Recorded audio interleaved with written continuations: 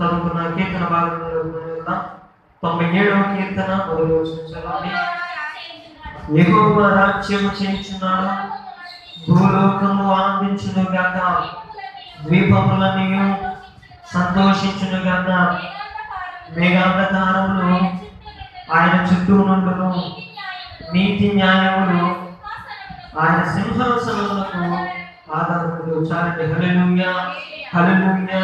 ఇక్కడ కీర్తనకారుడు కీర్తన రాసుకుంటున్నాడు కదా, యెహోవా రాజ్యము చేయుచున్నాడు, భూలోకము ఆనందించును గాక, ద్వీపములన్నీ సంతోషించును గాక. మేఘాంధకారం ఆయన చుట్టూ నుండును, నీతి న్యాయములు ఆయన సింహాసనములకు ఆధారము. హల్లెలూయా, హల్లెలూయా. భక్తుడు అంటున్నాడు, దేవుడు ఏం చేస్తున్నాడు అంటే యెహోవా రాజ్యం ఏం చేస్తున్నాడు, చేస్తున్నాడు. లేకపోతే రాజ్యాన్ని ఏలుచున్నాడు, లేకపోతే రాజ్యాన్ని పట్టించుకుంటున్నాడు, రాజ్యము పైన అధికారి ఉంటున్నాడు. రాజ్యం గురించినటువంటి యోగక్షేమాలు, లేకపోతే తన యొక్క ప్రజలకు యోగక్షేమాలు అది ఏం చేస్తున్నాడు తెలుసుకుంటూ ప్రతి వాటి మీద అది ఏం చేస్తున్నాడు అంటే రాజ్యము చేస్తున్నాడు, అనగా రాజ్యం ఏలుచున్నాడు, అధికారము కలిగి ఉన్నాడని దేవుని యొక్క లేఖనంలో కీర్తనకారుడు సెలవిస్తున్నాడు. కనుక దేవుడు రాజ్యము చేస్తున్నాడు కనుక, లేకపోతే యెహోవా రాజ్యము చేస్తున్నాడు కనుక భూలోకం ఏం చేస్తుందంటే ఆనందిస్తుంది. భూలోకం ఏం చేస్తుందంటే దేవుని యొక్క రాజ్యంలో, దేవుని యొక్క అధికారంలో, దేవుడు చెప్పినటువంటి మాటలు అనుసరించడం ద్వారా, లేకపోతే ఆయనకు లోబడడం ద్వారా భూలోకం ఏం చేస్తుందంటే ఆయన యొక్క అధికారం ద్వారా భూలోకము ఆనందించుతున్నది. ఆయన అధికారం చలాయిస్తే, లేకపోతే దేవుని యొక్క అధికారంలో మనం ఉంటే, దేవునికి లోబడి మనం ఉంటే మన యొక్క జీవితంలో ఆనందమే తప్ప దుఃఖము ఖచ్చితంగా ఉండదు, సమాధానమే తప్ప గలిబిలి ఖచ్చితంగా ఉండదు. హల్లెలూయా, హల్లెలూయా. భూలోకంలో గలిబిలి ఎందుకు ఏర్పడుతుంది అంటే దేవుని యొక్క రాజ్యం, లేకపోతే దేవుని యొక్క అధికారానికి వారిని వారు అప్పచెప్పుకోకుండా వారి యొక్క శరీరాంశలకు పోయి, లేకపోతే వారి యొక్క శరీరాంశలను పెంపొందించుకుంటూ పోతున్న కారణం చేత వారి యొక్క జీవితాల్లో ఏం ఏర్పడుతుందండి, గలిబిలి ఏర్పడుతుంది. దేవుని యొక్క సన్నిధికి వచ్చినా కానీ ఆ యొక్క మనస్తత్వాలు కానీ శారీరకాంశాలు కానీ బయట విడిచిపెట్టి దేవుని పైన మనస్సు ఉంచినటువంటి కారణం చేత దేవుని సన్నిధిలో కూడా ఏం దొరకడం లేదు, మనుషులకి సంతోషం దొరకడం లేదు, దేవుని యొక్క సన్నిధిలో కూడా ఆనందము దొరకడం లేదు. ఆయన అపోస్తలులైన పౌలు గారు సెలవిచ్చిన రీతిగా ఆనందించుడి మరలా చెప్పుదును, ఆనందించండి. ఎందుకు ఆనందించమంటున్నాడు, లేకపోతే ఆయన ఆనందం ఎలా వస్తుంది అంటే దేవుని సన్నిధిలో సంతృప్తిగా లేకపోతే అధికంగా దేవుడు మనకి ఏం చేసి దేవుడు ఏమంటున్నాడు అంటే ఆనందాన్ని కలిగి చేసుకున్నాడు. ఎందుకయ్యా ద్వీపములు కానీ భూలోకములు కానీ ఆనందించి సంతోషిస్తున్నాయి అంటే 2వ వచనంలో మనం చదివాం కదా, 2వ లైన్లో మనం చూసినట్టయితే నీతి న్యాయములు ఆయన యొక్క సింహాసనానికి ఏంటంటే ఆధారములై ఉన్నాయి. హల్లెలూయా, హల్లెలూయా. నీతి న్యాయములు దేవుని యొక్క సింహాసనానికి ఏం చేస్తూ ఉన్నాయంటే ఆధారంగా ఉంటేనే. ఆయన అన్యాయం చేయవాడు కాదు, ఆయనలో అన్యాయము ఖచ్చితంగా లేదు. ఇక్కడ మనం చూసినట్లయితే 6వ వచనం మనం చూసినట్లయితే ఆకాశము ఆయన నీతిని తెలియజేస్తుంది, లేకపోతే ఆకాశం ఆయన యొక్క న్యాయాన్ని తెలియజేస్తుంది, ఆకాశము దేవుని యొక్క ఉన్నత లక్షణాన్ని తెలియజేస్తుంది, ఆకాశము దేవుడికి ఉన్న గొప్ప లక్షణాన్ని అది ఏం చేస్తుంది, కనుపరుస్తుంది, తెలియపరుస్తుంది. ఏంటయ్యా గొప్ప లక్షణం అంటే అందరినీ ఎలా చూస్తుంది, సమానంగా చూస్తుంది. ఆయన విధేయులైనా కానీ అవిధేయులైనా కానీ, ఆయన యొక్క మాట విన్నా కానీ మాట వినకపోయినా కానీ, ఆయన యొక్క సన్నిధికి వచ్చినా కానీ సన్నిధికి రాకపోయినా కానీ, ఆయన యొక్క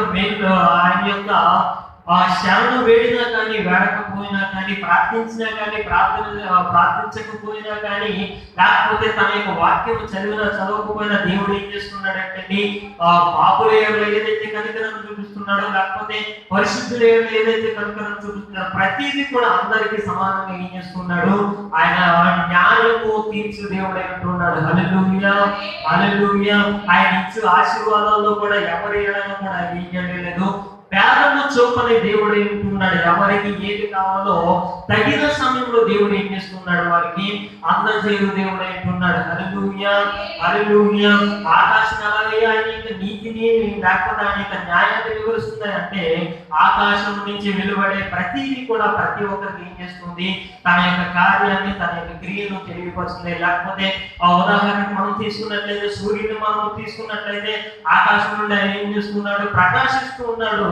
అయితే ఆయన ప్రకాశించేది నీతి మంతుల మీద కాదు, దేవుని యొక్క సన్నిధికి వచ్చే వారి మీద కాదు, కానీ అనీతి పరుల మీద కూడా ఆయన యొక్క ప్రకాశం మనము సూర్యుని యొక్క ప్రకాశము నిలుచున్నట్లుగా దేవుడు ఏం చేస్తున్నాడు, వారిని కూడా దేవుడు రమ్మన్నట్లుగా తన యొక్క క్రియల్లో ఆయన వ్యక్తపరుస్తున్నాడు. లేకపోతే ఒక వాన కురిసిందంటే ఆయనకు ప్రార్థన చేసిన వారికే కాదు, కానీ ఎవరెవరికైతే అవసరం ఉందో ప్రతి ఒక్కరికి కూడా ధారాళంగా కావలసినంత వర్షాన్ని ఆయన ఏం చేస్తున్నాడు, అందజేస్తున్నాడు. కనుకనే భక్తుడు అంటాడు కదా, ఆకాశం ఆయన యొక్క నీతిని ఏం చేస్తుందంటే తెలియపరుస్తూ ఉంది. కనుక ఆయన యొక్క రాజ్యము నీతి న్యాయముల మీద స్థాపించబడింది కనుక నీతి న్యాయములు ఆయన యొక్క సింహాసనానికి ఆధారంలో కనుక ఆ యొక్క నీతిని బట్టి న్యాయములు బట్టి అది భూలోకము లేకపోతే ద్వీపములు కానివ్వండి ఏం చేయబడుతున్నాయి, సంతోషించి ఆనందిస్తున్నాయి. హల్లెలూయా, హల్లెలూయా.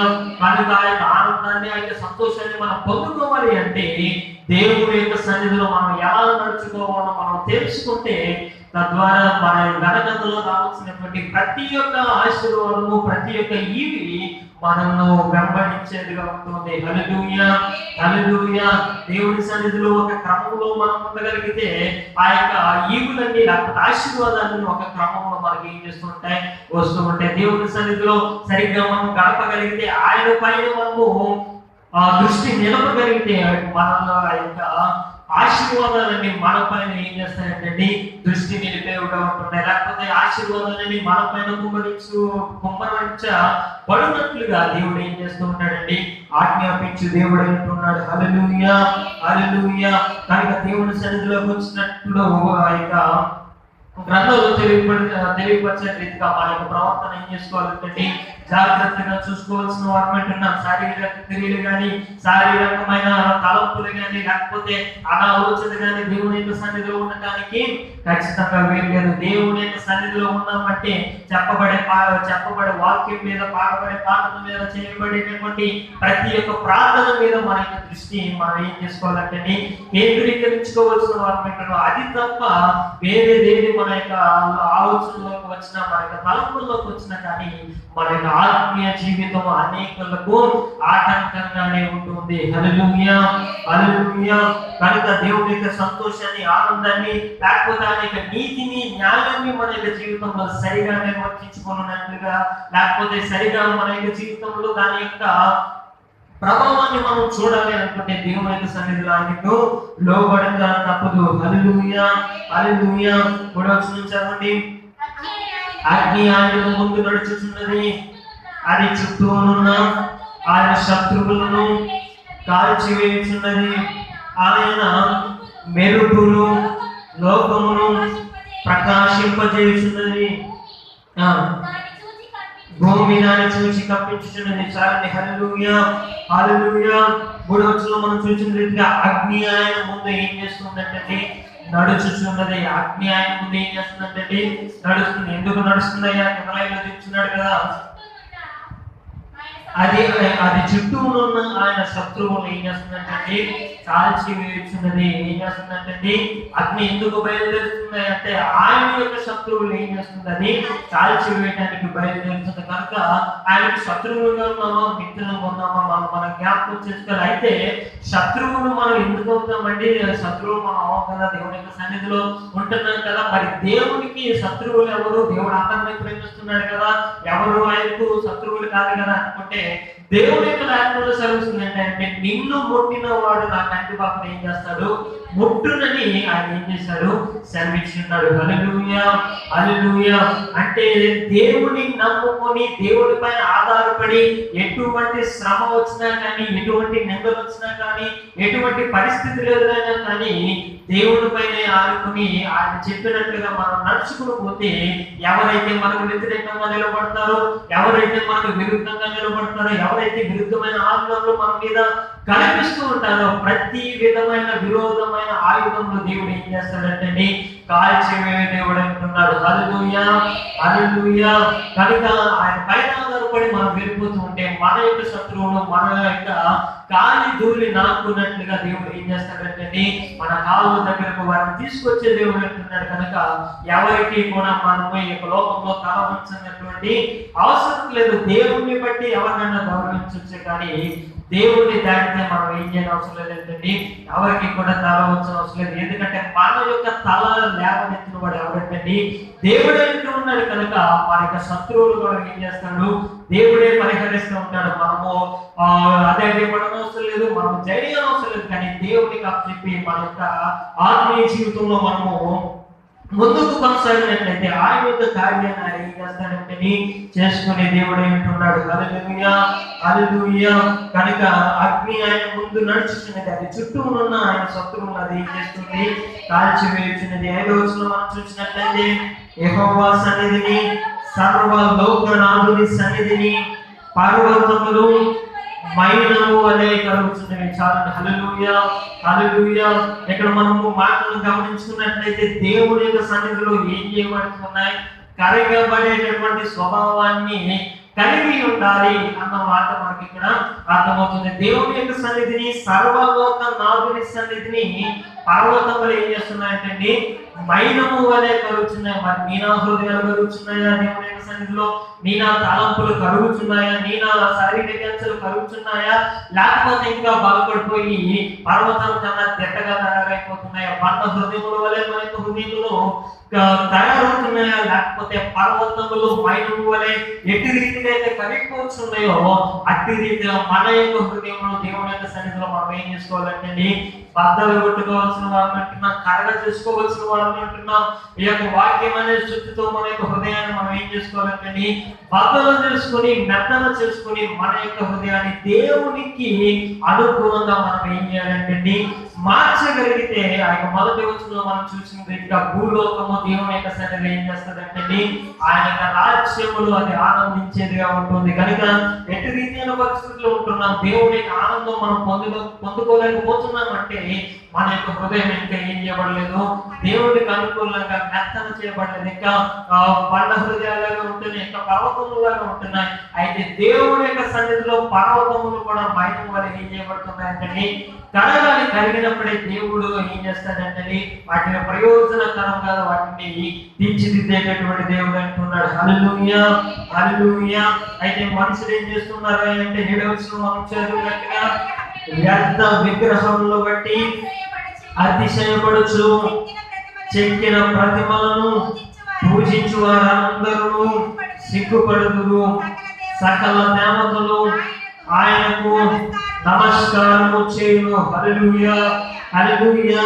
ఇక్కడ ఏం చేస్తున్నారంటే మనుషులు చేసేటటువంటి పనులు ఇక్కడ చెప్తున్నాడు. వారు వ్యర్థ విగ్రహములు బట్టి వారు ఏం చేస్తున్నారంటే అతిశయపడుతున్నారు. ఇంకా చెక్కిన ప్రతిమను పూజించు వారు అందరూ ఏం చేస్తున్నారంటే సిగ్గుపడతారు. వ్యర్థమైన వాటిని అతిశయం, వ్యర్థమైన వాటిని ఆనుకోవడము, వ్యర్థమైన వాటి వెళ్ళినట్లు మన యొక్క మనుషులు పరుగులు తీస్తూ ఉన్నారు. నిత్యమైన వాటిని, దేవుడు కలిగించేటటువంటి శాశ్వతమైన వాటిని, ప్రయోజనకరమైన వాటిని మనుషులు ఏం చేయడం లేదంటే అనుసరించడం లేదని దేవునికి లేఖనంలో మనము చూస్తున్నాం. హల్లెలూయా, హల్లెలూయా.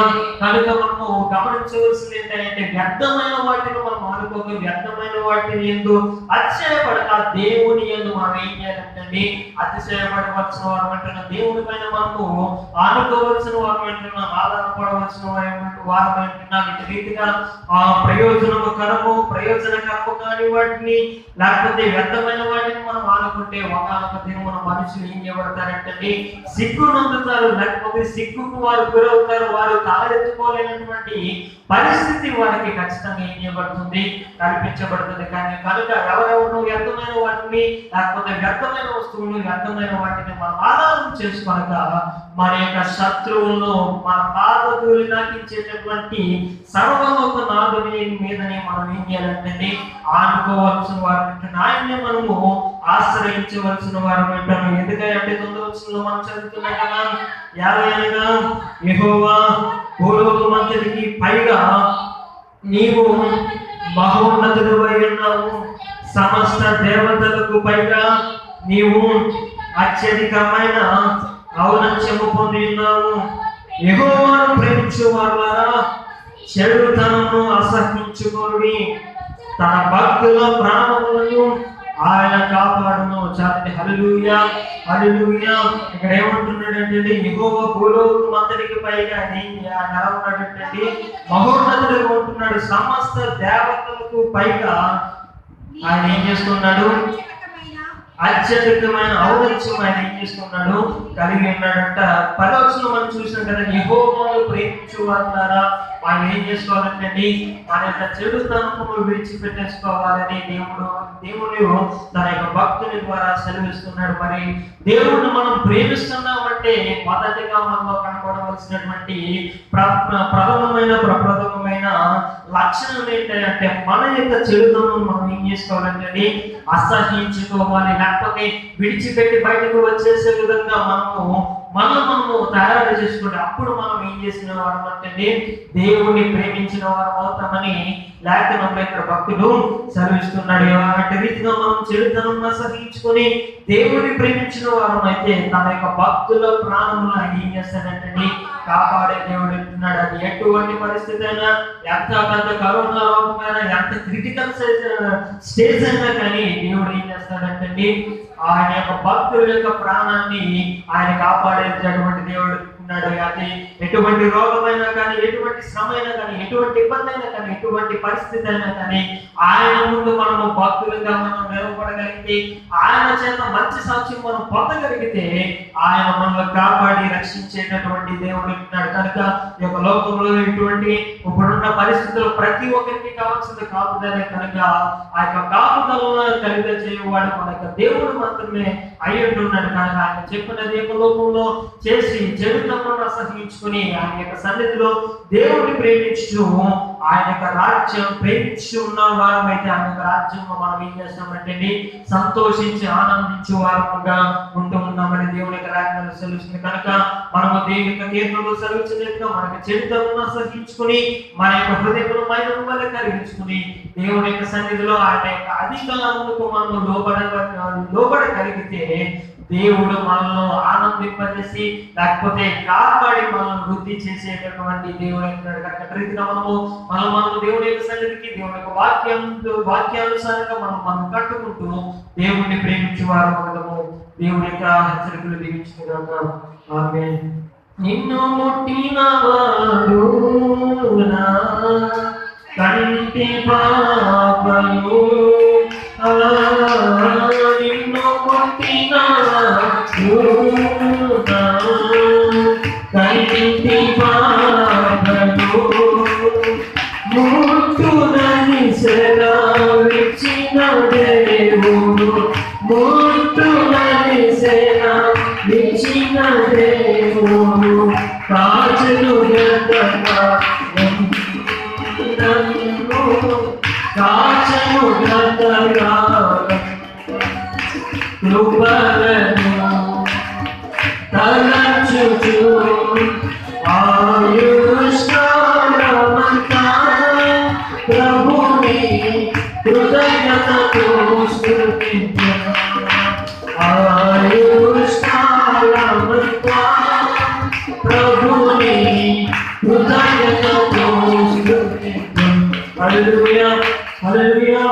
మంచి దేవ సమయంలో వాక్య భాగంలో చూద్దాం. దేవ సమయంలో తీసుకుందాం. అందరం దేవునికి స్తోత్రం చెప్తామండి. హల్లెలూయా. మంచిది, దేవుని మహాకృప చేత ఆయన సన్నిధానంగా చేరే భాగ్యాన్ని ప్రభు పిల్లలను అనుగ్రహించున్నారు.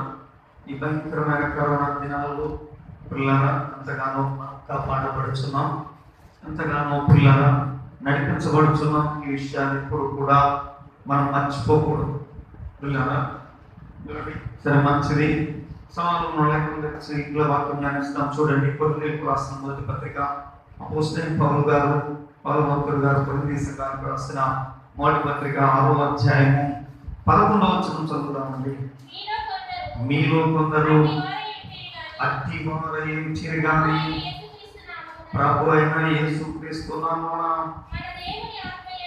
మన దేవుని ఆత్మయందును మీరు కడుగబడి పరిశుద్ధపరచబడిన వారై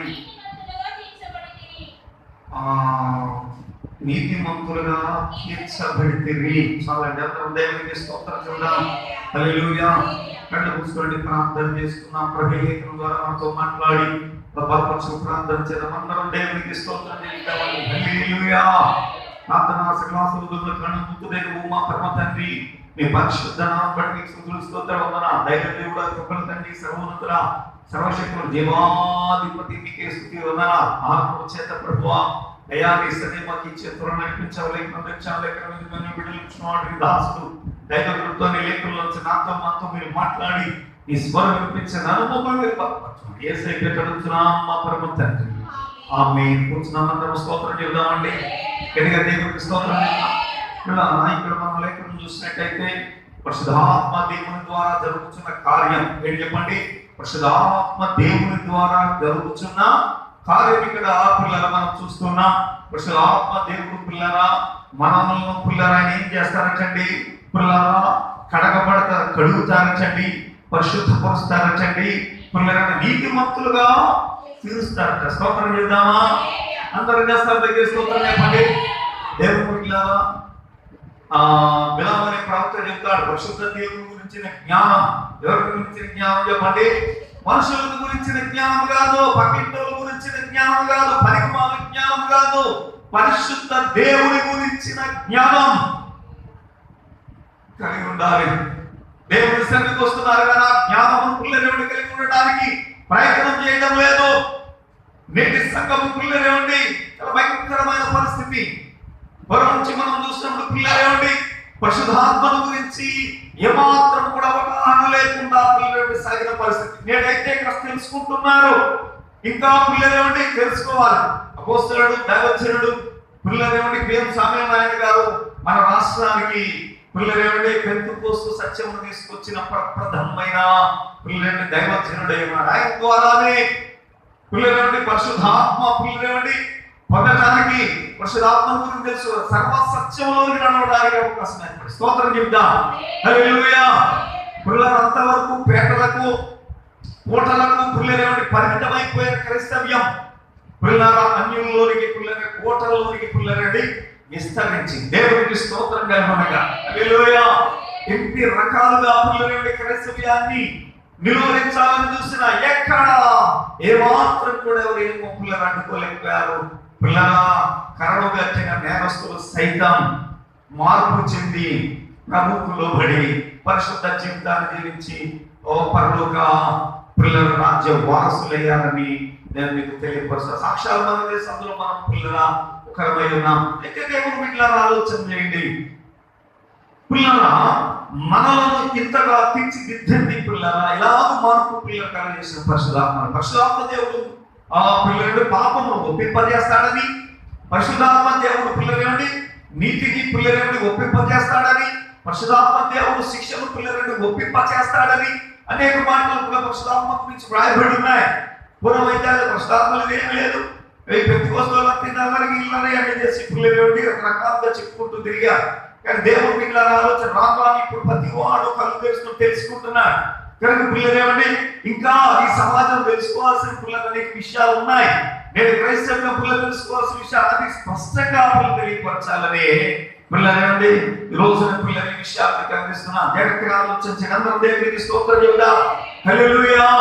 పిల్లరా పరిశుద్ధాత్మ దేవుని గురించి చాలా విషయాలు ఉన్నాయి. అయితే పిల్లలు పరిశుద్ధాత్మను ఎందుకు పొందాలి అనే దాని గురించి పరిశుద్ధాత్మ పిల్లలేమండి పొందాల్సిన అవసరం ఏంటో గురించి ముందు క్రైస్తవ్యం పిల్లలు తెలుసుకోవాలి. దేవుని బిడ్డలారా ఇప్పుడే వాదమాలు పిల్లలు దిద్దుకుంటున్నట్టుగా నేర్చుకుంటున్నట్టుగా పిల్లలు క్రైస్తవ్యం ఉంది, కానీ ఇంకా పిల్లలు పరిపక్వతలోనికి రావటం లేదు. అపోస్తలుడు పిల్లలు సామ్యూయల్ నాయన గారు పరిపక్వ బోధన పిల్లలేవండి ఆంధ్ర రాష్ట్రానికి అందించాడు ఆయన. అందుకే పిల్లలకు పెద్దకోస్తు ఉద్యమం పిల్లలేవండి ఈ రోజు కూడా ఐపీసీ వారంటే గొప్ప విలువ ఉందండి. ఐపీసీ పాస్టర్ గారంటే గొప్ప విలువ ఉంది. దేవుడు కారణం ఏంటంటే అది ఏదో పిల్లరేమిటి చెట్టు పేరు చెప్పి కాయలు కోసుకున్నట్టు కాదు. పిల్లరా ఆ విశ్వాసం, ఆ యొక్క పిల్లరేమిటి పిల్లరా దేవుడి మీద ఆధారపడే ఆ జీవితం కారణం ఏంటంటే అలాగే పెంచారు. ఏమిటి ఈ రోజు పిల్లలండి బయట డినామినేషన్స్ ఎంతో వేలకు పెరుగుతున్నాం, కానీ మా యొక్క సంస్థలో మాత్రం పిల్లలండి ఇచ్చేది నెలకు 200 హెల్ప్ మాత్రమే. ఈ మధ్య కాలంలో పిల్లలండి అది లేదు. దేవుడి మీద ఆలోచన చేయండి. పిల్లలు 200 రూపాయలు మీరు వెళ్ళి ప్రయాణానికి పిల్లలండి సరిపోవాలి, మా ప్రయాణానికి సరిపోరాకపోగలరు. దేవుడి మీద సహవాసానికి వెళ్తాం, ఏమిటి సహవాసం సరే మా విషయాలు ముందు ఈ రోజు పిల్లలండి విషయాలు మనం స్పష్టంగా నేర్చుకోవాలి. ఏమంటే దేవుడి మీద ఆలోచించి పరిశుద్ధాత్మ గురించిన అవగాహన. పిల్లరా యేసు ప్రభువారు కలవరి శిలువలో పాపి రక్షించబడ్డానికి, పాపి పరిశుద్ధపరచబడ్డానికి, పాపి పిల్లలేమండి సకల విధమైన ఏమంటే సంపర్కస్త జీవితం నుంచి విడిపించబడి పరలోక రాజ్యానికి వారసుడు కావడానికి, దేవుడి పిల్లల రాకడలో ఎత్తబడ్డానికి దేవుడి పిల్లల ఆలోచించండి. కావలసిన మెటీరియల్ అంతా కూడా పిల్లల కలవరి శిలువలో ఆయన తయారు చేస్తారు. విధానం అందరు కళ్ళు చేసుకుని మాకు ఏమనండి నా వైపు చూసుకున్న వాక్యం. ఆయన కలవరి శిలువలో అంతా కూడా పిల్లలని తయారు చేసేసారు. ఇక పిల్లలని ఇక చేయాల్సిన పని మాత్రం కూడా లేనిక కలవరి శిలువ చేసేసారు. తండ్రి దేవుడు పిల్లలు సృష్టించాడు, కుమారుడు మళ్ళా తిరిగి పిల్లలేవండి, పరిశుద్ధపరిచి మళ్ళా తిరిగి పిల్లలేవండి పిల్లల పరలోక రాజ్యానికి చేరుకునే విధంగా మళ్ళా మనిషిని తయారు చేయడానికి పిల్లలండి మళ్ళా మనిషికి అవకాశం పిల్లలు ఏర్పాటు చేశాడు. ఆయన పాపం క్షమించే అధికారం పిల్లల యేసు ప్రభువారికి ఉంది. దేవునికి స్తోత్రంగా ఉండగా హల్లెలూయా. అయితే పరిశుద్ధాత్మ దేవుడు పిల్లల మళ్ళా తిరిగి పిల్లలైన మనిషిని తయారు చేసి పిల్లలు ఏం చేస్తున్నారు చెప్పండి? పిల్లల పరలోక రాజ్య వారసులుగా తీర్చిదిద్దుతున్నారు. ఇది జరుగుతున్నాయి. అంటే ఒక మాటలో చెప్పాలంటే పరిశుద్ధాత్మ దేవుడిని ఒక కాపీ మేస్త్రితో పోల్చారు. దేంతో చెప్పండి? ఎవరితో పోల్చారండి? సిమెంట్ ఉంది, ఇసుక ఉంది, ఇటుక ఉంది, కంకర ఉంది, కూలీలు ఉన్నారు, ల్యాబ్ ఉంది, అన్నీ ఉన్నాయి. మేస్త్రి లేదనుకోండి, కాపీ మేస్త్రి లేదనుకోండి, ఏముంది చెప్పండి? ఏమంటే ఏం చేస్తారు? ఎందుకన్నా పనికి వస్తుంది అది? ఆ మెటీరియల్ ఎందుకు పనికి? మేస్త్రికి బట్టే పిల్లల మెటీరియల్, ఆ మెటీరియల్ పనికి వస్తుంది. దేవుడి బిడ్డలను ఆలోచించండి. మేస్త్రి ఎవరంటే దేవుడి బిడ్డలను ఆలోచించండి. ఎవరో పరిశుద్ధాత్మ దేవుడు. పిల్లరా ఆయన్నే తృణీకరిస్తూ రకరకాలుగా పిల్లలను మాట్లాడుతూ ఆయన గురించి పిల్లలకి అవగాహన లేని విషయం. దేవుడి బిడ్డలను ఆలోచించండి. అనవగాహనతో పిల్లలు మాట్లాడుతూ తోలనాడుతూ పిల్లలను దూరంగా పెడుతున్నారు. మీకు చెప్తున్నాను దేవుడి బిడ్డలను పరిశుద్ధాత్మ చేత నింపబడకుండా నువ్వు ఎన్ని మంచి పనులు చేసినా, నువ్వు ఎంత బుద్ధిగా ఉన్నా, నువ్వు ఎంత పిల్లలేంటి మంచిగా జీవించినా అదంతా కూడా వ్యర్థమైపోతుంది. దానివల్ల ప్రయోజనం లేదు. మీ నీతి నా దృష్టికి మురుకుబడ్డలా ఉందంటే దేవుడి బిడ్డలను నిష్ప్రయోజనం. వాడు గాలికి ప్రయాసపడ్డాడు. పిల్లలేండి కయ్యూరు తీసుకొచ్చాడు అర్పణ, బేబేలు తీసుకొచ్చాడు అర్పణ. కయ్యూరు అర్పణ అంగీకరించబడలేదు. పరిశుద్ధాత్మ పిల్లల శక్తి లేకుండా నువ్వు అంగీకరించబడలేవు. ఎందుకంటే పరిశుద్ధాత్మ దేవుడు నువ్వు అంగీకరించబడి తయారు చేస్తాడు. ఆయన ఏం చేస్తాడండి? తయారు చేస్తాడు ఆయన. అది కథ దేవుడు ఇట్లా. కనుక తయారు చేసేవాడు లేకపోతే పిల్లలు ఏమిటి? సరుకెత్తుంటే ప్రయోజనం ఏంటి? వంట మేస్త్రి గారు ఉండాలి. వంట ఉంటే ఆ కుక్కు పిల్లలు ఉండాలి. ఉంటేనే కానీ మాంసం ఉంటే ఏంటి ప్రయోజనం? పిల్లలు అంటే తాజా కూరలు ఉంటే ఏంటి ప్రయోజనం? ఏమి లేదంతా కూడా పిల్లలేమిగా చెప్పండి. దేవుడి పిల్లల ఆలోచన మాస్టర్ పిల్లలేండి ఆయన వచ్చిన పిల్లలు అంతా పడుతుంది. జాగ్రత్తగా ఆలోచించండి. అందరూ దేవుడికి ఇస్తారు. ఆ మాస్టర్ పిల్లలు పరిశుద్ధాత్మ దేవుడు ఆ టాపిక్ చేస్తే పరిశుద్ధాత్మ దేవుడు ఆత్మ గురించి త్వరగా మీకు పిల్లలండి కొన్ని విషయాలు తెలియపరచాలి. ఎక్కువ పిల్లలండి ల్యాక్ చేయకుండా పిల్లలండి త్వరగా ఈ మాటలు పిల్లల మీతో మీకు తెలియపరచాలని పిల్లలు ఆలోచిస్తాయి. ఎందుకంటే ఎక్కువ చెప్పాను అనుకోండి నేను నిద్రపోవడం పిల్లలండి ఇంకా నిర్లక్ష్యం వచ్చేస్తాను. ఏమంటే పిల్లలు తక్కువ చెప్పాను అనుకోండి పిల్లలు త్వరగా నా అవమానం చెవులో పడతాయి. అది మంచిది. దేవుడి బిడ్డలను ఆలోచించే ఏమంటే పరిశుద్ధాత్మ దేవుడు అంటే ఆయన దేవుడు, యేసు ప్రభువు దేవుడు, పిల్లలేమండి తండ్రి పిల్లలు దేవుడు అని కాదండి. ముగ్గురు ఒకటే. తమ పని నిమిత్తము ముగ్గురు తమను తాముగా పిల్లలేవండి ముగ్గురుగా కనపరుచుకుంటున్నారంటే స్తోత్రం చెప్తామండి. హల్లెలూయా. ముగ్గురు ఒకటే, ముగ్గురు తమ పని నిమిత్తం ఏం చేస్తున్నారు, తమ ఏదైతే సంకల్పించున్నారో దాన్ని జరిగించడానికి తమను తాము ఏం చేస్తున్నారు, తనను తాను దేవుడు తనను తాను ముగ్గురిగా కనపరుచుకుంటున్నాడు. ఆయన ముగ్గురుగా కనపరుచుకున్నావు, 100 మందిగా కనపరుచుకున్నా ఆయన ఏం చెప్తాడే దానికి కాదన్నారు కావాలన్నా నువ్వు ఎందుకు పనికిరావు. ఏమండి దాని గురించి అమ్మడుకున్న పిల్లలే కామెంట్స్ చేయడానికి సరిపోడా సార్. వినండి అందరూ పిల్లలు జాగ్రత్తగా వినండి, కడుపు తెలుసు వాక్యం వినండి, జాగ్రత్తగా ఆలోచన చేయండి. పిల్లారా మిమ్మల్ని ఎక్కడిపోతులు నేను వాక్యాన్ని పిల్లలు ముందుకెళ్ళలేదు ఏదో జరుగుతుందే సరే మంచిది. ఏమండి వాళ్ళు ఎందుకు నాకు వచ్చిన మరి మంచిది. అందరూ దేవునికి స్తోత్రం చెప్తాము. రెండో స్థాయికి స్తోత్రం.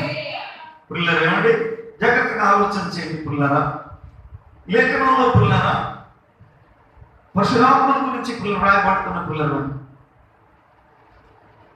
ఏమండి పరిశుద్ధాత్మ గురించి పిల్లలు చాలా విషయాలు పిల్లలు చెప్పాలని పిల్లలు లేఖనం ద్వారా చూస్తున్నాను, కానీ కొన్ని విషయాలు నేను మీతో చెప్తాను. జాగ్రత్తగా పిల్లల పరిశుద్ధాత్మ దేవుడు ఎవరిలో ఉంటే వారికి స్వాతంత్రం ఉంటుంది. ఏముంటుందండి? స్వతంత్రం ఉంటుంది. అంటే తను ఏది చెయ్యాలనుకున్నా చేయగలుగుతాడు. అది తప్పైనా సరే ఒప్పైనా సరే ఏం చేయగలుగుతాడు? స్వతంత్రంగా చేయగలుగుతాడు. ఇంకా ఆలోచండి, ఎందుకంటే స్వతంత్రత మనిషికి ఏర్పరచబడుతూ ఉంటుంది. అందుకే అవసరం చెప్పాను మాకు స్వతంత్రత కాదు కానీ అన్నీ చేయదగినవి కాదు అంటాడు. అయితే పరశురాత్మ దేవుడు ఇది చెయ్యదగినది ఇది చెయ్యదగినది అనేసి మనం చెప్పి ఏది తప్పో ఏది ఒప్పో పిల్లలు మనకి తెలియపరిచి ఒప్పిస్తాడు. మనం ఇది తప్పు ఇది చేయకూడదు అనేసి అప్పుడు ఇది తప్పు అనేసి మనం ఎప్పుడైతే ఒప్పుకుంటామో ఆ ఒప్పుకున్నామంటే పరశురాత్మ దేవుడు ఒప్పుకుంటామో ఒప్పుకున్న దాన్ని ఆ ఒప్పుకున్న పిల్లలు ఆ మార్గం నడవటానికి మనసు తెలిపితే పట్టుదలగా పిల్లల మనసు తెలిపితే మనకు సాయం చేస్తాం. మన మనసు నిలపడానికి పిల్లలు ఆయన బయలుపరిచిన తర్వాత మనం ఏం చేయాలి? ఇష్టపడి నాకు ఇది కావాలండి షాపులోకి వెళ్ళి మన పిల్లగా బట్టల షాపులోకి వెళ్తాం. ఆ బట్టల పిల్లలు కొట్టుకోడు ఏం చేస్తాడు? వస్త్రాలన్నీ పిల్లల మన ముందు పారేస్తాడు. పారేస్తే ఏం చేస్తా అన్ని బట్టకు వచ్చేస్తామా? వీళ్ళుగా కుట్టగలిగితే పిల్లలు కొట్టే బట్టకు వచ్చేయచ్చు అనుకోండి. దేవుడు పిల్లలు మనకు కావాల్సింది ఏదో ఒక్కటే ఏరుకుంటాం. మన వస్త్రం గురించి ఎంత ఆ వస్త్రం కావాల్సి. అలాగే నువ్వు పరలోక రాజ్యానికి వెళ్ళడానికి ఏదైతే పిల్లల అనుగుణమైనదేమో దాన్ని నేర్చుకోవాలి, దాన్ని ఎంచుకోవాలి. ఏది శ్రేష్టమైనదో, ఏది న్యాయమైనదో, ఏది పిల్లలేమండి పిల్లల ఉన్నతమైనదో పిల్లల దానిని ఏది విలువైనదేమో దాన్ని పిల్లలు ఏం చేసుకోవాలి? ఎంపిక చేసుకోవాలి. ఎంపిక చేసుకోవాల్సిన పిల్లలు బాధ్యత నీది. ఆ స్వతంత్రత నీకు ఇవ్వబడి. స్వతంత్రం అంటే పాపం చేయడానికి కాదు. స్వతంత్రం దేనికి ఇవ్వబడిందంటే పరిశుద్ధాత్మ దేవుడి ద్వారా పిల్లలేమండి మనం ఎంపిక చేసుకోవడానికి. ఎందుకండి స్వతంత్రత అనేది పిల్లలేమండి స్వతంత్ర ప్రభువాత్మ ఎక్కడ ఉందో అక్కడే స్వతంత్రత ఉంటుందని 2 కొరింథీ 3వ అధ్యాయం 17వ వచనంలో ఉందండి ఆ మాట. కొరింథీయులకు రాసిన పత్రిక 2వ పత్రిక 3వ అధ్యాయం 17వ వచనంలో ఉంది ఆ మాట. చదవద్దు, వినండి, జాగ్రత్తగా నా వైపు చూసి వాక్యం వినండి. వెళ్ళిన తర్వాత జాగ్రత్తగా పిల్లలని పరిశీలన చేయండి. దేవుడు పిల్లలు రికార్డ్ అవుతుంది కనుక పిల్లలు అనేకులు తిరిగి చూస్తారు వాళ్ళు తెలుసుకోవడానికని నేను మా విషయం చెప్తున్నాను. కానీ ముందు వినండి, విన్న తర్వాత పిల్లలు జాగ్రత్తగా దేవుడు పిల్లలు ఆలోచన ఎల్లప్పుడు ఇంటి దగ్గర బైబిల్ దగ్గర చదువుతుండాలి, ఇక్కడ తిరిగేయడం కాదు. దేవుడు పిల్లలు ఆలోచన చేయండి. ఏమంటే ముందు అది నేర్చుకుంటేనే కానీ మనం ఎదగలేము.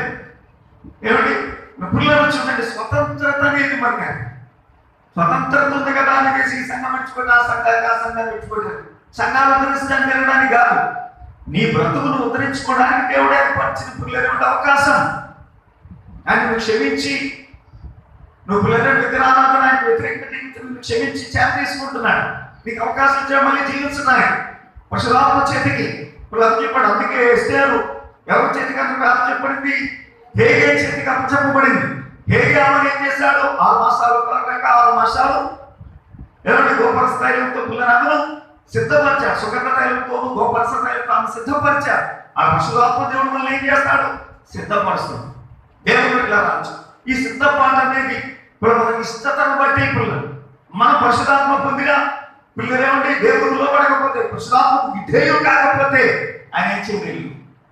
ఆయన ఏమీ చేయలేదు. బలవంతమేమీ లేదు ఇందులో. ఆయన ఏమీ చేయడం చెప్తున్నా. దేవుడు మీ మనస్తత్వాన్ని బట్టి మీ ఇష్టతను బట్టి ఇంత చెప్తున్నా వినకపోతే మీకు పిల్లల శోభానికి విడిచిపెట్టేస్తారు, ఫలితానికి విడిచిపెట్టేస్తారు. మంచిగా ఉన్నది మంచి ఫలితం, చెట్టు మేతలో రసం చెడ్డ ఫలితం. దేవుడు ఇట్లా ఆలోచించు. నాకు పిల్లలు చిన్నయ్య గారు చెప్పారు. దేవుడు ఆయన ఆశ్రయించకపోతే అశాంతి, నెమ్మదితనం, అవమానం, అన్ని రకాలైన పిల్లలు దరిద్రతల పిల్లలు అనుభవించాల్సిన పరిస్థితి. దేవుడు ఇట్లా ఆలోచించు. నలుగురు చేత పిల్లల అవమానించబడిన పరిస్థితి మనకి. కానీ ఆయన పిల్లలను పడిస్తే కుక్క కూడా తలలో చదువు మేము ఏం చేయదండి. కుక్క కూడా ఏం చేయదండి. ఊపింది అనుకో చూసుకుంటాడా? స్తోత్రం చేద్దామా? ఆయన చూసుకుంటాడు. నేలకేసి బాధేస్తాడు. దేవుడికి స్తోత్రం కలిగి ఉంటాడు. నీ జోలి కాడ వచ్చాడు ఎవరైనా సరే వాడు ఒక్క మార్గం కూడా వచ్చి 7 మార్గాలు ఏం చేస్తాడండి? పరిగెడతాడు. ఆడిని జోలికి వస్తున్నాడంటే నాశనం అవ్వడానికి వస్తున్నాడు. ఈ మాటలు పిల్లలు జ్ఞాపకం చేసుకుని ఏం చేయాలి? ప్రభు వైపే చూడాలి. అవి చూసి ఆయన చిత్తాన్ని నెరవేర్చడానికి ఏ రోగం వచ్చినా నీ ముందు పిల్లలు ఏమిటి? ప్రాణం వెళ్ళడానికి, నిన్ను చూసి పిల్లలు పారిపోవడానికి, నీ యొక్క పిల్లలు శక్తికి నీకు నిరూపించడానికి రోగం వస్తుంది. నీలో ఉన్న పిల్లల విశ్వాసాన్ని నిరూపించడానికి నీకు సమస్య వస్తుంది. నీలో ఉన్న పిల్లలు ఏమిటి? ఆ యొక్క ఔన్నత్యాన్ని పిల్లలు ఏమిటి నిరూపించడానికి మీకు పిల్లలు ఏమిటి అనే గొడవ వస్తువులు ఉన్నాయి. అనే పరిస్థితులు అది పిల్లలు నువ్వేం చేయాలి? విశ్వాసంతో దాన్ని చేస్తే నీలో ఆత్మీయతను కనపరిస్తే అది పిల్లలు ఏమిటి 7 త్రోవలను పరిగెత్తుకోవాలి. స్వాతంత్రం చేద్దామా? శత్రువు వచ్చేది నీ బలం చూపించడానికే, నీ ఘనతను చూపించడానికే. దేవుడు ఇట్లా ఆలోచించి ఫరో సైన్యాలను పంపించడానికి కాదు. ఎందుకో? వెళ్ళే వాళ్ళు ఎవరో తెలుసుకోవడానికి. మన దగ్గర బానిసలు కదా వాళ్ళు అని అనుకున్నారు. వీళ్ళు ఇశ్రాయేలు బానిసలు అనుకుంటున్నారు. ఇశ్రాయేలు పిల్లలు చాలా తోకాలు లేని పిల్లలు ప్రజలు ఏమి లేదు, ఒక దారి తెమ్ము లేదు, ఒక ఇల్లు లేదు. ఒక మన ప్రాంతంలో వాళ్ళు ఎలా ఉన్నారు? ఏమండి ఎలా ఉన్నారు? బానిసలుగా ఉన్న ప్రాంతం మనదే కదా. ఇది కర్మంతో ఉన్నారు కాబట్టి ఆ బానిస కుక్కలు మనల్ని ఏం చేస్తారు? పిల్లలు అనుకున్నారు బానిస కుక్కలుగా చూశారంటే ఇశ్రాయేలుని చూసి పిల్లలంటే ఎక్కడ వెళ్ళారు. ఎవరు బానిసలు, ఎవరు స్వతంత్రులు దేవుడు అక్కడ నిరూపించాడు. దేవుడికి స్తోత్రంగా ఉన్నాడు. హల్లెలూయా. పిల్లలు రాజసంతో వారు దేవుడు ఇట్లా ఆలోచించేది. పిల్లల ఎర్ర సముద్రాన్ని దాటుతున్నారు. వాళ్ళు దాటేస్తున్నారు కదా, మనం దాటేద్దాం వచ్చారు. ఎర్ర సముద్రం మధ్యలో దేవుడు ఇట్లా ఆలోచించేది. అడ్రస్ లేకుండా పోయారు. ఎవరు? ఫరో సైన్యం అడ్రస్ లేకుండా పోయింది. ఫరో సైన్యం దేవుడు ఇలా ఆలోచించి మాటలు ఎప్పుడు మీరు గుర్తుపెట్టుకోవాలి. ఏమండి ఈరోజు పిల్లలు ఈ విషయాలు చెప్పదలచడానికి పిల్లలకు మనసు లేదు, కానీ పిల్లలకు అటు ఇటు పిల్లలు వెళ్తున్నాను. కానీ నేను మీతో చెప్పేది దేవుడు ఇట్లా ఆలోచన పరిశుద్ధాత్మను పొందాలి. పరిశుద్ధాత్మ పొందితే దేవుడు ఇట్లా ఆలోచన ఆత్మ మనల్ని కడిగి ఏం చేస్తుంది చెప్పండి? ఆత్మ యందు మీరు కడగబడి పరిశుద్ధపరచబడిన వారే నీతిమంతులుగా తీర్చబడుతున్నారు. ఆత్మ యందు ఆత్మత్వాన్ని ఆత్మ పిల్లలు చేసే కాదు. కలవరి శిలువలో పిల్లలు తయారు చేసి మెటీరియల్ మీరు గారు ఎటు చూస్తున్నారు? నీకు చూస్తారు. ఎందుకంటే నేను మీ ఒక్క చూస్తున్నా. నన్ను చూడడానికి కష్టంగా ఉందా చెప్పండి? అంత బాగాలేదా నా మొత్తం? అంత అసహ్యంగా ఉందా నా మొత్తం? నన్ను ఒకసారి చూడండి. మీరు అటు చూస్తే నా మొహం అంత అసహ్యంగా ఉందేమో నాకు బాధ కలిగింది. అండి నా వైపు చూడండి. అటు ఇటు చూస్తాను. ఊళ్ళోకి వచ్చిన తర్వాత చక్కగా వస్తే వాక్యం వినాలి. కాబట్టి నేను చెప్పండి అందరూ దేవుడికి స్తోత్రం ఇంకా. హల్లెలూయా. పిల్లలు పరిశుద్ధాత్మ ద్వారానే మనం ఏం చేయబడుతున్నాం చెప్పండి? కడగబడి తీర్చుతాం. యేసుప్రభువు ప్రేమించారు, అందుకే మనకి అవకాశం దొరికింది. ఆయన ఏం చేశాడంటే ప్రేమించారు, క్షమించారు మనం, అందుకే మనం గుళ్ళో కడుగుపెడతాం. క్షమాపణ పిల్లలను దొరికేసి క్షమించేశాడు ఆయన. పాపములు క్షమించారు కానీ అనుకున్నారు మనుషు కుమారుడుతుందని చెప్పాడు. ఆయన క్షమించేది కాదు, క్షమించేస్తాడు. ఆయన క్షమించేది మెటీరియల్ తయారు చేసి అప్పచెప్పేశాడు పరిశుద్ధాత్మ. ఇప్పుడు ఆ మెటీరియల్తో తయారు చేసేస్తాడు. ఎస్తేర్ ఎలాగైతే పిల్లలు ఆ యొక్క ఏకవసనం అప్పచెప్పబడి తయారైన పిల్లలు ఎక్కడికి రాజమందిరంలోకి వెళ్ళిందో ఆ లైఫ్ ప్రకారం జరుగుతుందన్న. ఇప్పుడు పరిశుద్ధాత్మ దేవుడు పిల్లలు ఆయన పాపంలో పిలిపజేసి ఆయన పిల్లల సన్నిధి నడిపించేవాడు. ఆయనే నువ్వు ఏది కోరుకోవాలని నీకు పిల్లలు బయలుపరిచేవాడు. ఆయన పిల్లలు పూర్తిగా నువ్వు ఆయనకు లోబడితే ఏం కోరుకోవాలో కూడా ఆయన చెప్తాడు.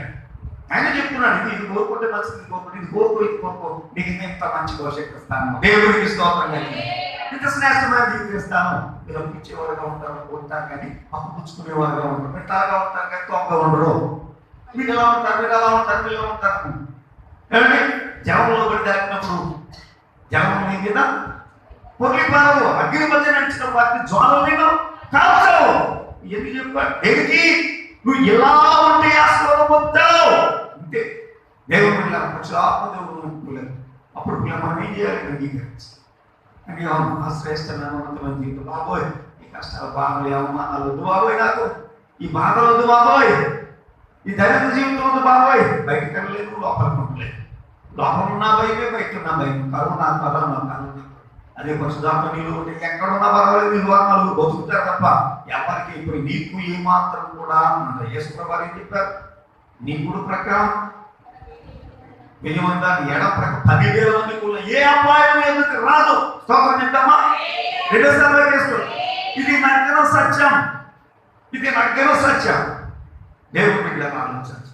ఇక్కడ వచ్చినా నిన్ను స్వస్థపరిచే నేనే దేవుడి బిడ్డలను ఆలోచించు. అంతేగాని మరణానికి అవ్వదు. అది పిల్లల అవమానానికి పిల్లలు మాత్రం దారి తీయదు. దేవుడి సంగమా దేవుడి బిడ్డలను ఆలోచించు. ఆయన గొప్ప కార్యములు చేసే గొప్ప దేవుడు అయినాడు. పిల్లలను ఆలోచన నమ్మి విశ్వసించే ఆ పరిశుద్ధ జీవితానికి, ఆ పరిశుద్ధ అలంకరణతో పిల్లల నాటి పరిశుద్ధ జీవితాన్ని భావించిన దేవుడు బిడ్డలని కానీ మీకు కూడా ప్రభుత్వం వస్తారు కానీ ఇంకా పిల్లల ఏమంటే హిందూ ఆచారాలు పెళ్ళికైనా మరి ఏం కార్యక్రమం ఆచారాలు ఆచరించారు. దేవుడు బిడ్డలు అందరూ దేవుడికి స్తోత్రం, హల్లెలూయా, రెండోసారి స్తోత్రం. పిల్లలు మన పిల్లలు పరంజ్యోతి గారు, అల్లుడు గారు అసిస్టెంట్ ప్రొఫెసర్, దేవుడు బిడ్డలు చాలా సంతోషం. ఎందుకంటే పిల్లల అంటే నిజంగా ఆ పెళ్లి నేను పిల్లలు అన్ని మేమే దగ్గర ఎవరు మేమే చేతుల్లో నేనే సంతకాలన్నీ మేము. సంతోషం ఏంటంటే దాని పిల్లలు లోకాన్ని జయించి పిల్లలు ఏమాత్రం కూడా బొట్లు పెట్టుకోవడం అలంకరణ ఏది నెలబొత్తులు పిల్లలు యాగున్న విక్కలాలి ఇంకెప్పుడు బొట్టు పెట్టుకున్నాను అన్నమాట. అతి పిల్లలు లోకాన్ని దాన్ని పిల్లలు మనకి బాగోగుంటే మన దేహం ఆశీర్వదించబడాలి. అది మనకు కావాలి. ఇది అలంకరించబడితే పిల్లల ప్రయోజనం లేదండి. అలంకరించబడ్డాము కూడా ఒంటి మీద ఉన్నంత కాలం ఏం చేస్తారు చెప్పండి? జనం ఏం చేస్తారు? రెడ్డి ఆ డబ్బులు కట్టుకుని పోరాడు. అంతే కదా. ఆశీర్వదించబడ్డారనుకోండి, నీ పాద కూలి నాకెక్కడ స్తోత్రం చెప్పండి అన్నా కానీ పిల్లలు నేను భూమి బొమ్మ విడిచిపెట్టారు వస్తాను.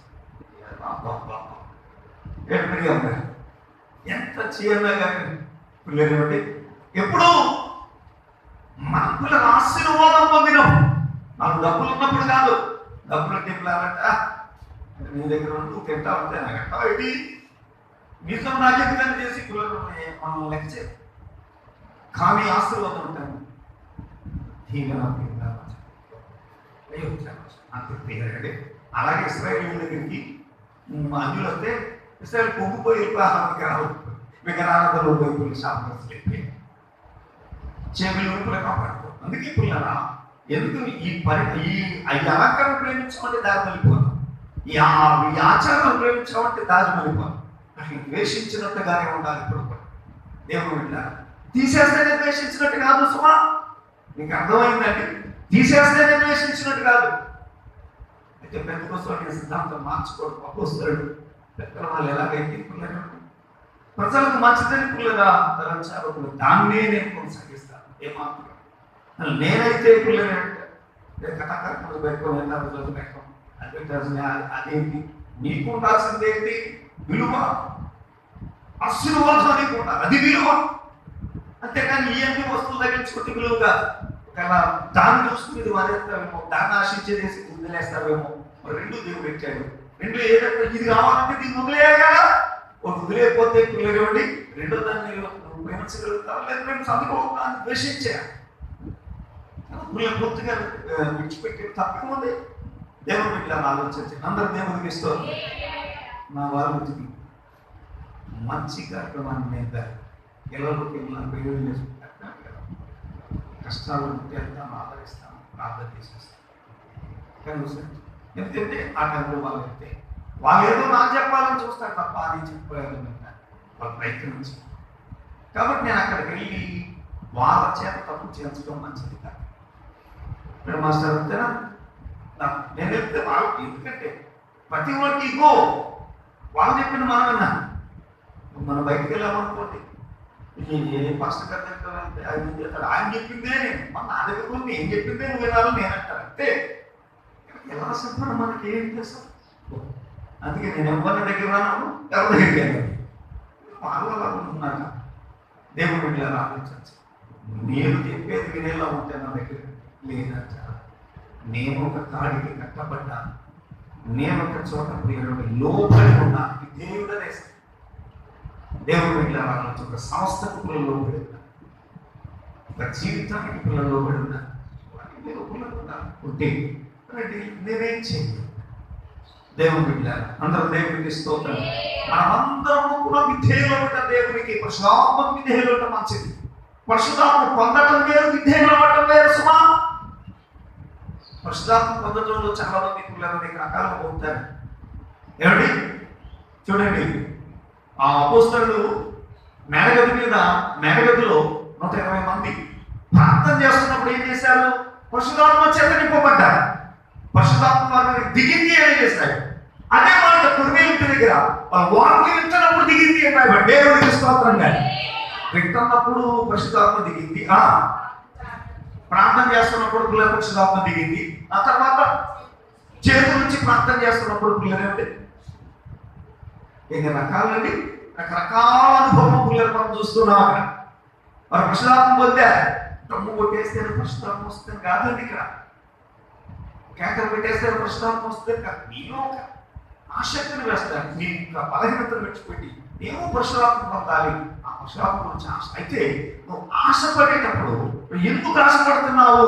నీ బోధనలు నిమిత్తం అడుగుతాడు. ఆ బుద్ధి నేను పొందాలి, అలా ఎగురుతున్నాడు నేను ఎక్కడ దేవుడి పరసం అది కాదు. నువ్వు పరిశుద్ధాత్మ పొందే దేనికి? నువ్వు తీర్చిదిద్దబడడానికి. రోజులు పొందే వాళ్ళందరూ తీర్చిదిద్దబడుతున్నారంటే తీర్చి లోపట్టం లేదండి. భాషలు మాట్లాడిన భాషలే ముందు భాషలు లేకుండా పరిశుద్ధాత్మ లేదండి. మళ్ళీ ఉన్నత పిల్లలు రాసిన కొంతమంది పిల్లలు చాలా విపరీతమైన బోధాలు చేస్తారు. ఏమంటాడు? బాప్తిసం పొందంటే పరిశుద్ధాత్మ పొందేసామని. ఏమంటే ఒక ఆయన అన్నాడంటే మాస్టర్ గారి దగ్గరికి వెళ్ళి, నా మామ ఒకరు ఇటుగా ఒకరు అడిగారు, నేను బాప్తిసం పొందేయండి ఎవరా అని అడిగాడు. పొందేహనే గారు అన్నాడు. ఎట్రా నేను చచ్చిపోయాను అనుకున్నావా? నేను ఒకరు ఇంకో సాగు బాప్తిసం పొందేద్దాం ఎట్రా అని అంటాడు. లేదే గారు పొందేశాను గారు అడిచాడు. నీకు బాప్తిసం నా సంఘంలో నేను ఎవరిచ్చాడు? దగ్గర కాళ్ళ ముందు చేయనండి అన్న చేసి ఇక్కడ తానం చేసి వచ్చాడు. అది స్నానానికి బాప్తిసానికి తేడా స్నానం చేసి వచ్చాడు. బాప్తిసం పొందేహని అంటున్నాడు. ఈయనగా నా దగ్గర బాప్తిసం మమ్మల్ని గుంజేసుకుంటున్నాడు మాస్టర్ గారు.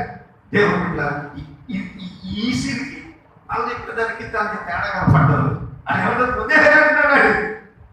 పరిశుద్ధం పొందేహని అంటాడు. వీడు చెప్తాడు.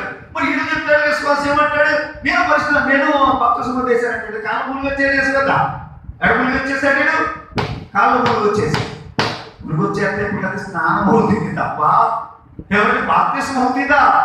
దేవుడు ఇట్లా ఆలోచించండి. పరిశుద్ధం పొందేహాడంటే పొందేశాడు. ఇంకా పొందాడంటే ముగ్గురు. అది ప్రథమ, అది ఆనవ సూచన.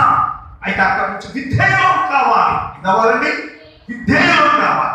పరిశుద్ధం అందరూ పొందాలి, కొందరు కాదండి, అందరికీ రాయబడి అందరూ భాషలు మాట్లాడాలి. భాషలు రెండు రకాలు, మనుషుల భాష మాట్లాడతారు, దేవదూత భాష. మనుషుల పిల్లలేమండి సుమారు 70 దేశాల ప్రజలు అక్కడికి వచ్చినప్పుడు, ఎక్కడికి పెద్దకోస దినాలు వచ్చినప్పుడు వీళ్ళు మాట్లాడుతుంటే అందరికీ అర్థమైంది. వీళ్ళు మన భాషలో మాట్లాడుతున్నారేంటి అని చేశారు. అర్థం కాని వాళ్ళు ఏమన్నారు, ఇలాగేసారు అన్నారు. ఎందుకు అర్థం కాదు? అక్కడ అర్థం కాని భాషలు ఉన్నాయి, అర్థమైన భాషలు ఉన్నాయి. అర్థమైన వాళ్ళు విశ్వసించిన 3,000 మంది రక్షించబడ్డారు. అర్థం కాని వాళ్ళు ఏం చేశారు, వెక్కిరించారు. పిల్లలు ఈ రోజుల్లో పిల్లలు అంటే పెద్దకోస్తారు, అలా కడతారు, ఎలా కడతారు, వెక్కిరిస్తున్నారు. దేవుడు బిడ్డలారా ఏమండి, ఆత్మను దూషించిన వారు క్షమాపణ లేదు, ఆత్మను ఆత్మవేయకుడి అది పిల్లల మహా పాపం. దేవుడు బిడ్డలారా ఆత్మను పిల్లలేమండి పిల్లలు దూషించేవారు యెహోవాను పరమందు కూడా క్షమాపణ లేదు. మరి ఏం చేస్తున్నారు?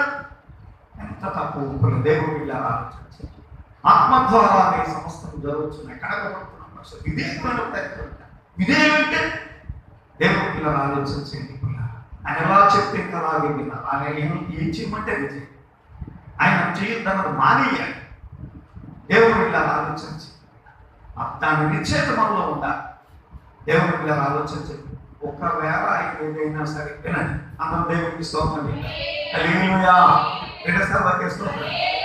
ఓసారి భక్తులతో దేవుడు మాట్లాడాడు. వినండి, ఓ భక్తులతో ఏం చేశాడంటే దేవుడు మాట్లాడు, నీవు నీ యొక్క ఇంటిని అమ్మేసి అది నా సన్నిధిలో కానుకగా సమర్పించేవాడు. అలాగే ఆయన అమ్మేసి తీసుకొచ్చి చేశాడు. దేవుడు వీళ్ళు ఆలోచించి అంటే అది ప్రవచనం, అది వాస్తవమే. అయితే సైతాన్ కూడా ప్రవచనం పలుకుతుంది. మనుషులు కూడా తమ ఇచ్చతో ప్రవచనాలు పలుకుతారు. ఇక్కడ స్వార్థ లాభం కోసం. ఒకసారి మాస్టర్ గారు ఇప్పుడు రండి ప్రవచనం పలుకుంటారు. నువ్వు వెళ్ళి నీ ఇంట్లో ఉన్న డబ్బులు 2 లక్షల రూపాయలు దేవుడి మందిరం దానికి కట్టాలి నువ్వు ఆ ప్రవచనం పలికిందట. ఎవరు పాస్టర్ గారు ప్రవచనం పలికిందట. ఎందుకంటే నా దగ్గర డబ్బులు ఉన్నాయని తెలిసి మాత్రం కడతాను. దేవుడు ప్రవచనం కాదు. అయితే ఆగని ఇది ప్రవచనమో కాదో నీకు తెలియకుండా గమాలని గమనించు. మనం మాట్లాడటానికి సరిపో. సో దేవుడు ఒకసారి ఒక పాస్టర్ గారు పిల్లలంటే ఇలాంటి దొంగ బోధకు దేవుడు బిడ్డ అండి అనేసి అమెరికాలో నువ్వు వెళ్ళి నీ 7 అంతస్తుల మేడ అమ్మేసి దేవుడు తగ్గించేయమంటున్నాడు అని చెప్పాడు. అక్కడ వెంటనే వేశాడు. నాకు 7 అంతస్తుల మేడ అది ఎక్కడ ఉంది చెప్తే అమ్మేసి ఇచ్చేస్తాను అన్నాడు. లేదు ఏం లేదంటే దొరికేసింది ఉండడానికి ఇల్లే లేదు అని పోతున్నాడు. ఏదో వచ్చి ఉద్యోగం చేసుకుపోతున్నాడు. పైకి టిక్టాక్గా ఉన్నాడని చేసి ఆయన ఏదనుకుంటున్నాడు. ఇక 7 అంతస్తుల మేర ఉందండి. దేవుడు పిల్లలు దొరికేశారు. ఇలాంటివి జరుగుతాయి. ఎందుకంటే ఇది మహాసంగ్రామం, మర్చిపోకూడదు ఎప్పుడు కూడా. ఏంటండి ఆత్మీయ జీవితం మహాసంగ్రామం. దేవుడు పిల్లలు మర్చిపోకూడదు. అందరూ దేవుడికి స్తోత్రం. హల్లెలూయా. సైనికులం తారకులం దైవికమకు వ్యవసాయకులం సైనికులం పరిచారకులము దైవికమకు వ్యవసాయకులము మన తండ్రి వ్యవసాయకులు మనమే దేవుని మన తండ్రి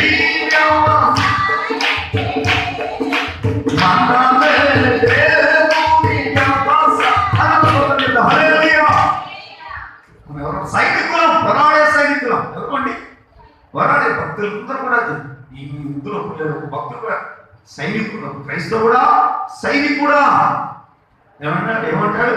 క్రైస్తవుడా సైనికుడు కదలిరా. చాలా చక్కటి మాటలు, చాలా చక్కటి మాటలు ఉంటాయి అందులో. క్రైస్తవుడా సైనికుడా బలవంతుడా పరిశుద్ధుడా కదలిరా కదలిరా కదలిరా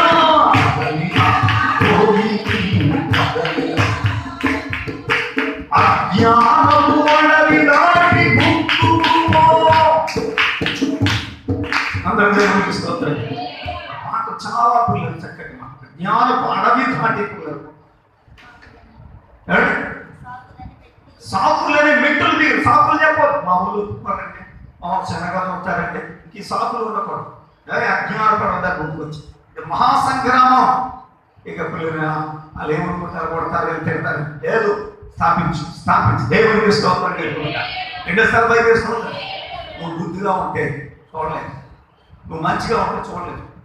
దేవుడు ఇట్లా చాలా చాలా అయితే పిల్లలు పార్టీ ఏం చూస్తాం. సైతాను కుయుక్తి దేవుడు ఇట్లా పిల్లరా, మనకు తెలియదు. మనం పిల్లలు మనంతా చూడటం లేదు, మనం చూడాల్సిన పిల్లలు. ఈ మధ్యలో ఇక్కడే దేవదూతులున్నారు, దురాత్మలు కూడా. దురాత్మలు సంచరిస్తుంటాయి, దెయ్యాలు, దురాత్మలు, పిశాచులు కూడా ఉంటాయి. ఆ లైన్లో దేవదూతల పిల్లలు దేవుడు ఉంటారు. మన పిల్లలు బలకార్యక్రమం రోజు పిల్లలు బలకార్యక్రమం ఉంటే దేవుడు నేను బయట మీరు అందరూ పిల్లలు మనం వచ్చిన ఉంటాను ఇస్తాం. నేను అక్కడ జస్ట్ పిల్లలు అలా వచ్చి పిల్లలు అక్కడ బయటికి వెళ్ళి లోపలికి వస్తున్నాను. గోమాట దేవుడు కూడా బయటికి వెళ్ళి ఇలా వస్తాను. ప్లస్ ఆ గుమ్మం వచ్చి చూశాను, ఎవరో వచ్చిన పడుతుంది వరాన్ని పిల్లలు చెప్పి నేను లేకుండా అక్కడ ఇక్కడ దగ్గరగా పిల్లలు పడ్డారు అనేసి మళ్ళీ వెనక్కి వెళ్ళి ఎవరు లేదు. అంతా చాలా చక్కగా దేవుడు ఇలా ఆలోచించి అంటే ప్రభు బలంగా దొరుకుతుంది. దేవుడికి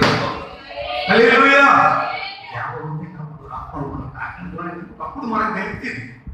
మనకి ఏం తెలుస్తుందండి? అందుకే మనకి అందరూ మిత్రులు ఉన్నారు, మంచి చెడ్డలేవో. అందుకే శత్రువులు కూడా దేవుడు వెళ్తాడు. శత్రువు ఎప్పుడైతే ఉంటాడో అప్పుడు జాగ్రత్తగా ఉంటాం. శత్రువు ఉన్నప్పుడే, ముళ్ళు ఉన్నప్పుడే ఏం చేస్తాడంటే నడక జాగ్రత్తగా నడుస్తాడు. ముళ్ళు లేవనుకోండి, అది ఎట్ట వస్తాడు ఎగురుతాడు, అంతసేపు అవుతాడు. అందుకే ముళ్ళు పెట్టాడు దేవుడు. భూమి మీద గచ్చ పొదలు, ముళ్ళ పొదలు, దేవుడు ఇలా చెప్పుకోవాలి. దేవుడికి స్తోత్రం, హల్లెలూయా అన్ని పెట్టాడు దేవుడు. ఇలా నేను సరిహద్దులు దాటేస్తాను. దేవుడి గురించి మీకు చెప్పాలనుకుంటున్నాను. ఏ విషయం మీకు తెలియపరచాలి, సరిహద్దులు దాటేస్తాను. అయినా కానీ ఇప్పుడు రద్దులోనే ఉంటాను. దేవుడు ఇలా ఆలోచించి అదే కాబట్టి అందరూ పొందాలి. ఇదేనండి అందరూ, ఎందుకంటే అందరూ కష్టపడాలి. ప్రభు అందరిని క్షమించేశారు, ప్రభు అందరికి అవకాశం ఇచ్చేది. అందరూ ఏం చేయకపోతే లోపడిపోవాలి. అందరూ మనలోకి రాజ్యానికి వాసన రీతి కాకూడదండి. మీకు ఒక్కటే చెప్తున్నాను, భక్తి పనులు భక్తిహీనులు ఉంటారు. ఆశ్రదం కోసం భక్తిహీనులు. భక్తిహీనుడుగా ఉంటారు. పెద్ద కోస్తు వారంటే ఇప్పుడు ఎలా ఉండాలి? భక్తి పరులుగా ఉంటారు. ఎలా ఉండాలండి? ఇతరులను విమర్శించడం కాదు, నేను చెప్తున్నా అలా ఉండడానికి నిశ్చయిపోతాయి. అప్పుడు వారే పెద్ద కోస్తు వారు. అంతేగాని గుళ్ళు ఉన్నంత మాత్రాన మీరు పెద్ద కోస్తు వారు కాదు. దేవుడు ఇట్లా ఆలోచన. శిరోమణి గారు జాగ్రత్తగా ఎవరి కళ్ళు మీయండి, అందరు జాగ్రత్తగా కాసేపు పిల్లలకి బాగా అయిపోయింది, చక్కగా ఇంటికి వెళ్ళిపోయి నిద్రపోవచ్చు. లేదా మీరు ఇక్కడే నిద్రపోవడం పర్వాలేదు. దేవుడు అందరూ కాసేపు ఇక్కడే నిద్రపోతాం పర్వాలేదు. కానీ వాక్యం వినేటప్పుడు మాత్రం ఎవరు కళ్ళు మీయకూడదు, జాగ్రత్తగా. అందరూ దేవుడికి స్తోత్రం చేయాలి. హల్లెలూయా. దేవుడి సిద్ధమా, దేవుడు బిడ్డలారా, స్వతంత్రత మనకి ఇస్తున్నాడు పరిశుద్ధాత్మ దేవుడు. ఆ స్వతంత్రతను దుర్వినియోగపరచుకోకూడదు, దాన్ని సద్వినియోగపరచుకోవాలి. దానికి వృధా చేయకూడదు, సద్వినియోగపరచుకోవాలి. దేవుడు అన్నీ చేయదగినవి కాదు, చేయదగినది ఏదైతే ఉండదు అదే చేయటానికి మనం అలా తెలుసుకోవాలంటే మన పిల్లల బోధలు ఉంటాం కాదండి. ఎక్కడ బోధ సైతాన్ బోధ దెయ్యాల బోధ టైం. ఆ బోధ ఏదో నీకు తెలియదు, పడిపోతా.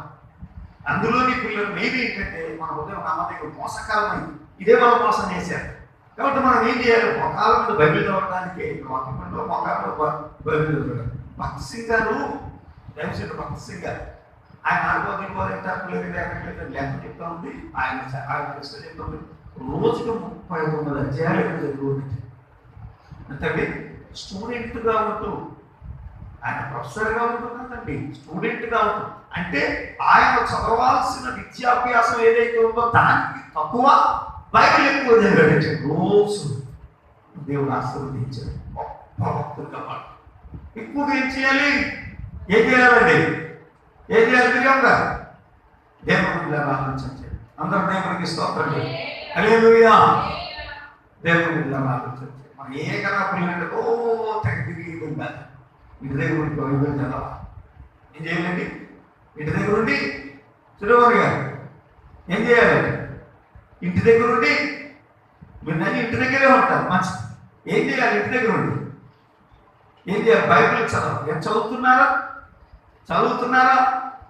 లేకపోతే పక్కన వచ్చేది ఎవరు చదువుతున్నారన్న కాకేసాయ చదవాలి ఇక మా పుస్తకాలు పిల్లలు వాళ్ళకి మంచి పిల్లలు. నేను చెప్పాను ద్వితీయోపదేశకాండం ఒకటి చదివించుకోండి, ద్వితీయోపదేశకాండం అలా సామెతలు సువార్తలు 4 చదివించుకోండి. ఎవరు చెప్పైనా సరే ఏదైనా ద్వితీయోపదేశకాండం సువార్తలు తప్పకుండా అలా సామెతలు చదివే వాళ్ళకి మంచిది, పిల్లలు వినే వాళ్ళకి కూడా మంచిది. ఏంటి ద్వితీయోపదేశకాండం 20 ద్వితీయోపదేశకాండం అంతా అండి. అలాగే సామెతల గ్రంథం, అలాగే చెప్పండి సువార్త 4 సువార్తలు అదే అంత చదవగలిగిన వాళ్ళు అన్ని చదవాలి. మనసులో అంతా చదువుకెళ్తున్నాయి మాని ప్రార్థన మాని అలా చేయడం పరిశుధాత్మలో నీకు నేర్పిన పరిశుధాత్మ దేవుడు. ప్రార్థన చేయ మనసు, బయలు చదివే మనసు అయితే అందులో నిలబడు. అప్పుడు మిగతా విషయం ఏం చేస్తాడు? అందులో నిలబడి ఎక్కువ తిరిగితే ఆయన ఏం చేస్తారు? వదిలేస్తాడు. నా ఆత్మనరులతో ఎల్లప్పుడూ వాదించదు. నువ్వు లోబడకపోతే నీకు కూడా క్రూరదూతను పంపించేస్తాడు. నువ్వు లోబడితే నీ వెనక పిల్లలు ఉండి దేవత వస్తుంది, నీ ఎదుట ఎవరు కూడా నిలవలేడు.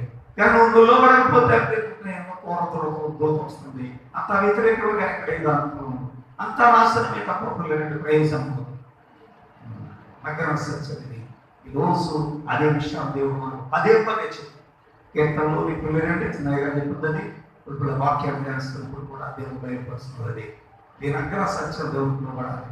ఆయన తీర్చిదిద్దుతున్నట్టు మనం లోబడ్డం మంచిది. నా పిల్లల కొంతమంది పొందటానికి ఇష్టపడతారు, లోబడ్డారు.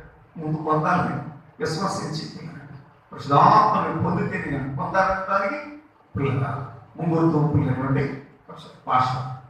భాష లేకుండా పరిశుధాత్మ పొందలేదు కాదు. భాషలు పిల్లలు మాట్లాడుతున్నాం సరే, భాషలు ఇప్పుడు పిల్లలు గమ్ముకుంటే నిత్యము మాట్లాడుతారు. దేవుని పిల్లలు ఆలోచించారు. భాషలు నిత్యం మాట్లాడుతారు. ఆ భాషలతో మాట్లాడేవాడు దేవుడితో మాట్లాడించారు. అంటే ప్రవచించేవాడు సంఘంతో మాట్లాడుతున్నాడు. అంటే భాషలు మాట్లాడేవాడు తనకు తాను క్షేమాభివృద్ధిలో చేసుకుంటాడు. ఏం చేస్తున్నాడంటే సంఘంతో మాటల తర్వాత ముందేది కావాలి? ఎప్పుడు నువ్వు సంఘం నీ దగ్గర నాకు డబ్బులు ఎక్కడికి వెళ్తావు, అవునా కదండి? మీ దగ్గర డబ్బులు లేదా సందా వేస్తారో చెప్పండి. అంటే మీ దగ్గర డబ్బులు ఉంటేనే కదా సందా అంటే మీరు బలపడాలో వద్దా? అవునా కాదా చెప్పండి. అంతే. భాషలు మాట్లాడేవాడు ఏం చేస్తాడు? తనకు తాను భాషలు 2 రకాలని చెప్పారు కదా. దేవదూతల భాషలో దేవక అర్థం కదా, అర్థం కాదని పిల్లలు విమర్శించుకోండి. మనుష్య భాషలు పిల్లలు దేవుడు ఇట్లా ఆలోచించు పిల్లలు మనుష్య భాషలో పిల్లలు ఏ ప్రదేశంలో కదా భాష మాట్లాడేసేవాళ్ళు ఉన్నారు. ఆ భాషలో మాట్లాడేసేవాళ్ళు కొంతమంది నాకు తెలియదు ఆ భాషలో మాట్లాడుతున్నారు. దేవుడు ఇట్లా ఆలోచన మనం మాట్లాడేది ఇతరులకు అర్థమవుతుందా? అర్థమవడం లేదు అని అంటే మనకు కూడా క్రూరత్వంతో ఉంది. ప్రభావం క్షమించండి. మన అర్థం చేసుకోగలుగుతున్నారు. ఎందుకు ఈ పరిస్థితి అంటే మనం చెడును ప్రేమిస్తాం. చెడు ప్రేమించామా చెడ్డాత్మలు మనకు మన హృదయాన్ని గర్భిలు పనిచేస్తాం. మరి మనకి ఎక్కువ పోరాటం ఎక్కువ. ఆ పోరాటం జయించలేదు, విసుకొచ్చేస్తుంది జీవితాన్ని.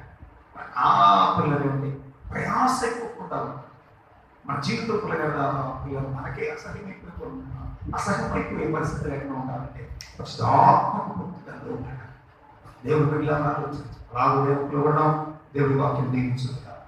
ఆమె కడుపు ప్రార్థన చేసుకుంటారు.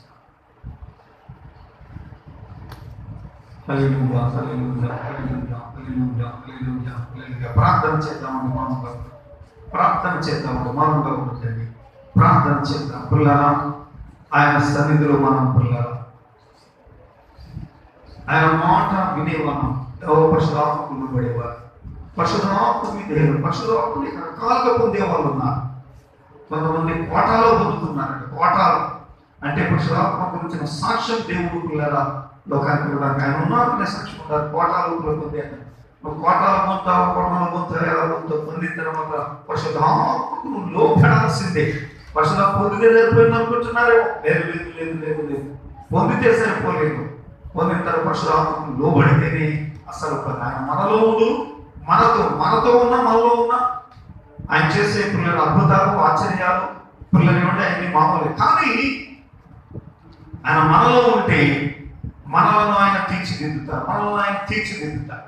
ఇక్కడ ప్రాంతం చేద్దాం, ప్రభు అలాగూ ఉండాలి, ఇదే మేము సాగాలి ప్రభువా, ఇదే నేను సాగాలి ప్రభువా, ప్రాంతం చేద్దాం. హల్లెలూయా.